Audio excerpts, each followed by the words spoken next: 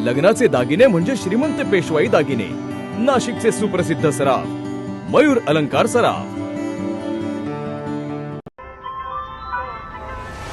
ताज्या बातम्यांसाठी नाशिक न्यूजच्या YouTube चॅनलला सबस्क्राईब करा आणि बेल आयकॉनला प्रेस करा।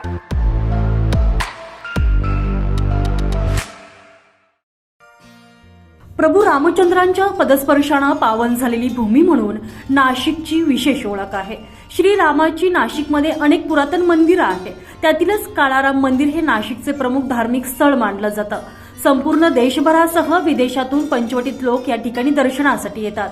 श्री प्रभू रामचंद्र, लक्ष्मण आणि सीता हे 14 वर्षाच्या वनवास काळामध्ये गोदावरीच्या उत्तर तीरावरील याच परिसरात पंचवटीत पर्णकुटी बांधून वास्तव्याला होते।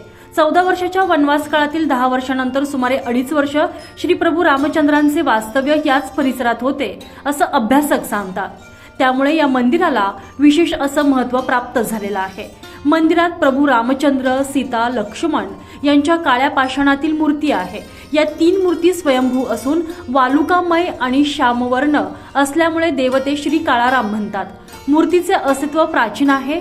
श्री छत्रपती शिवाजी महाराजांचे अधिदैवत आणि श्री समर्थ रामदास स्वामी यांची या मूर्तीवर अगाध अशी श्रद्धा होती।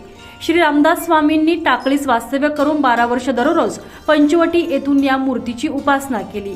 हा काळ इसवी सन 1620 ते इसवी सन 1632 असा होता असं अभ्यासकांकडून सांगितलं जातं। वनवासात असताना श्री प्रभू रामचंद्राच्या वास्तव्यानं पुनीत झालेल्या जागेवरच हे मंदिर उभारले आणि या मंदिराला ऐतिहासिक असं महत्त्व प्राप्त झालं आणि याच ऐतिहासिक मंदिरात येणारे नरेंद्र मोदी हे पहिलेच पंतप्रधान ठरलेले आहे। सन 1782 पासून नाशिकमध्ये असलेल्या श्री काळाराम मंदिराला भेट देणारे नरेंद्र मोदी हे पहिलेच पंतप्रधान ठरलेले आहे। आज 12 जानेवारी रोजी नाशिकमध्ये युवा महोत्सव पार पडतोय आणि याच युवा महोत्सवाच्या निमित्तानं नरेंद्र मोदी हे नाशिकमध्ये दाखल झालेले आहे। या दौऱ्यात त्यांनी श्री काळाराम मंदिराला भेट दिलेली असून याबरोबरच गोदावरीची आरती देखील त्यांच्या हस्ते करण्यात आलेली आहे। नाशिककरांसाठी हा एक ऐतिहासिक क्षण ठरतो आहे। यापूर्वी कोणत्याही पंतप्रधानाने श्री काळाराम मंदिरास भेट दिलेली नव्हती, त्यामुळे मोदी यांच्या दौऱ्याची आज नाशिककरांना उत्सुकता आहे। Bureau report, Nashik news, Nashik.